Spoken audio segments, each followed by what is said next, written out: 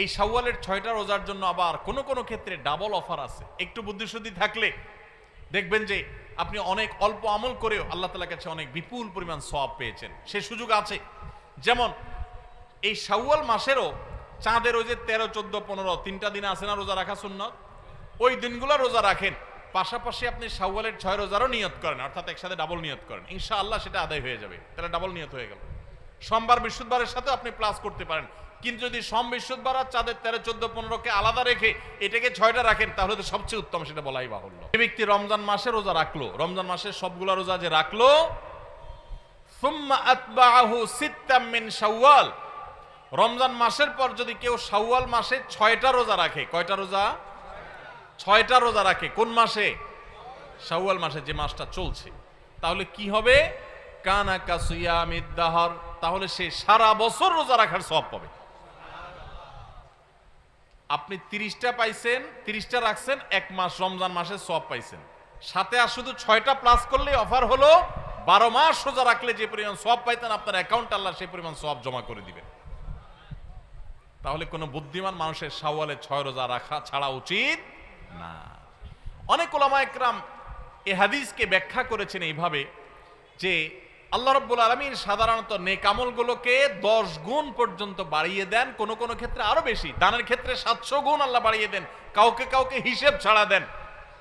এই যে সাধারণত আল্লাহ তাআলা নেক আমল করলে কয় গুণ বাড়িয়ে দেন? 10 গুণ। কয় গুণ বাড়িয়ে দেন ভাই? 10 গুণ।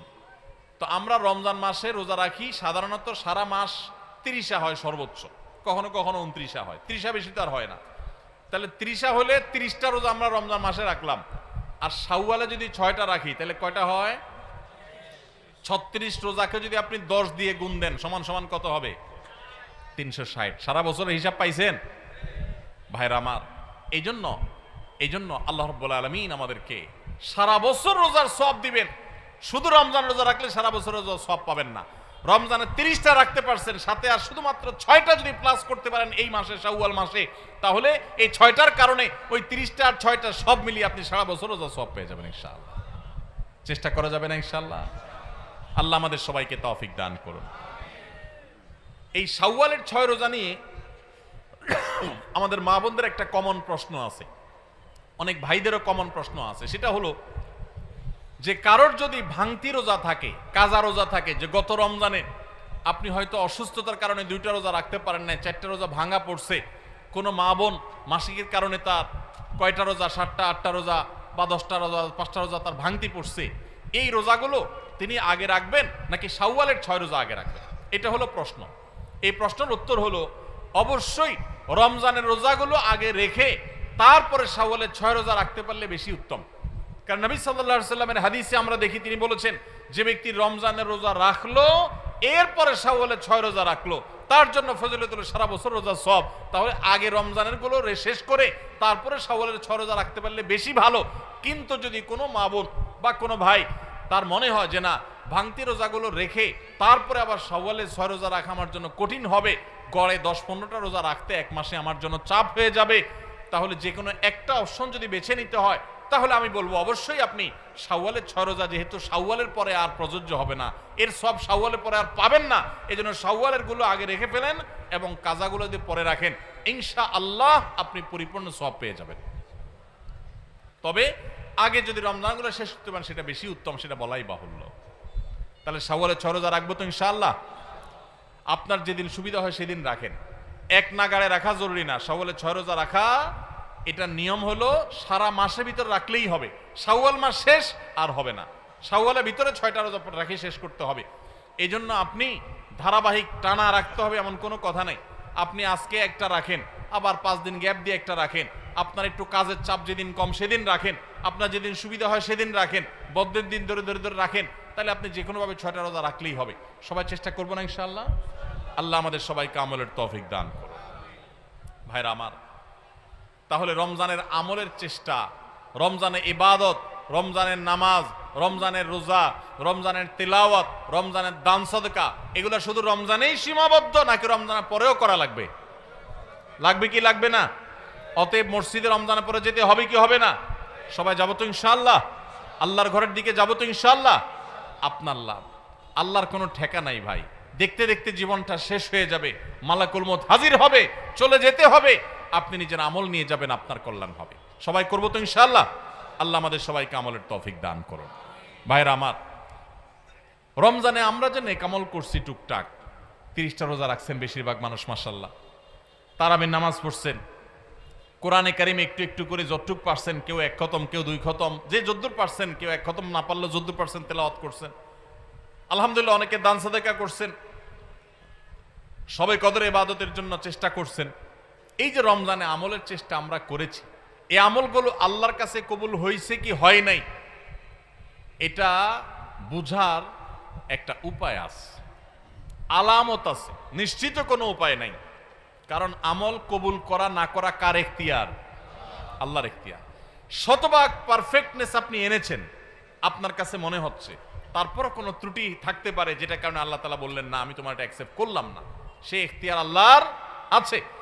কিন্তু আমরা যে নেক আমলগুলো করি, এগুলো সম্পর্কে ওলামা একরাম অনেক সালাফ, ইসলামের ইতিহাসের সোনালী যুগের স্বর্ণ মানবগণ, পূর্বসূরীগণ আমাদের, তাদের উক্তি আছে যে কোন কোন আমলের কবুল হওয়ার ব্যাপারে পূর্বাভাস, আলামত, এটা জানা যায়। আলামত দেখে সুধারণা করা যায়, নিশ্চিত কোনো গ্যারান্টি নেই কবুল হয়েছে কিনা বলার সুযোগ নেই, তবে অনুমান করা যায়, ধারণা করা যায় যে হয়তো আল্লাহ কবুল করেছেন। তাহলে রমজানে আমাদের আমল ইবাদত কবুল হয়েছে কি হয় নাই, সেটা বুঝার যে আলামতটা, সেটা কি বলে দিব আপনাদেরকে? তাহলে একটু মাপে নিলেন যে আপনার আমলটা কবুল হলো কি হলো না, চেষ্টা করলেন, উৎসাহিত হলেন, অনুপ্রাণিত হলেন। বলবো আমি সেটা? ভাইরা আমার, সেটা হলো, সে আলামতটা হলো রমজানে যে আমলগুলো করেছেন, শুধু রমজানের জন্য এটা কথা না, সারা বছরের জন্যই প্রযোজ্য। কোনো আমল করার পর সে আমলটা যদি আপনি ধারাবাহিকভাবে করতে পারেন, কন্টিনিউয়াসলি করতে পারেন, বারবার করতে পারেন, একাধিকবার করতে পারেন, ওইটার ধারা যদি ধরে রাখতে পারেন, তাহলে আপনি আল্লাহর ব্যাপারে সুধারণা করতে পারেন, আল্লাহ আপনার আগেরটা কবুল করেছেন, এই জন্য পরে আবার করার তৌফিক দিয়েছেন।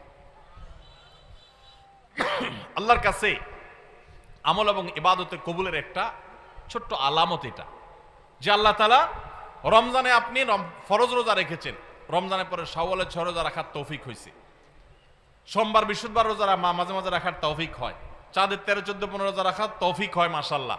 তাহলে আপনি সুধারণা করতে পারেন আমার রমজান রোজা আল্লাহ কবুল করেছেন, সম্ভবত, নিশ্চিত না, হয়তো আল্লাহ কবুল করেছেন, সেজন্য আমাকে ওইটা আবার নতুন করে করার তৌফিক দিয়েছেন।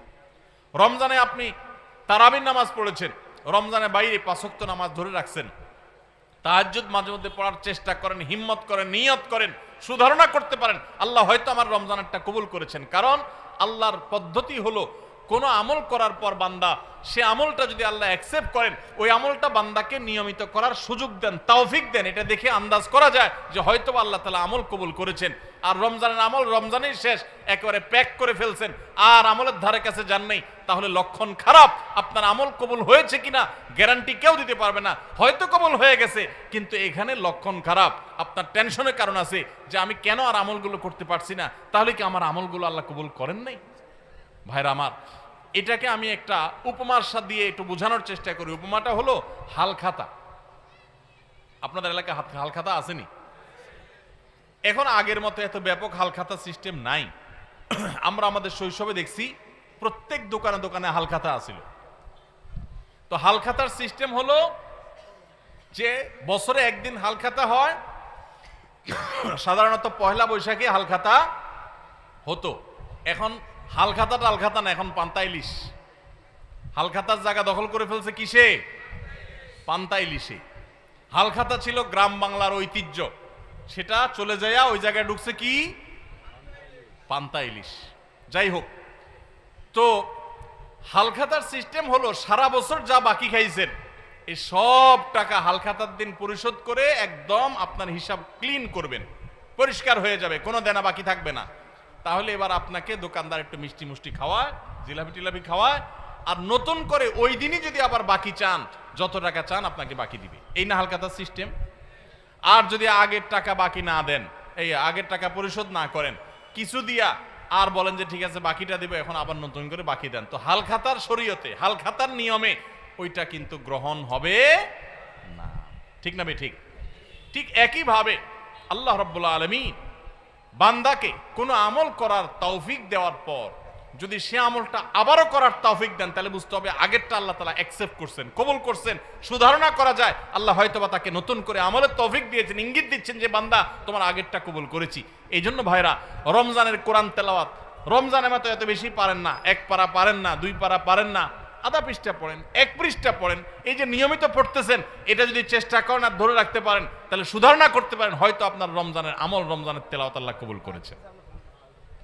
আমরা রমজানের আমলগুলো রমজানের পরে করার চেষ্টা করব তো ইনশাআল্লাহ। আল্লাহ আমাদের সবাইকে আমলের তৌফিক দান করুন। আস-সুন্নাহ ফাউন্ডেশন, উম্মার স্বার্থে সুন্নাহর সাথে।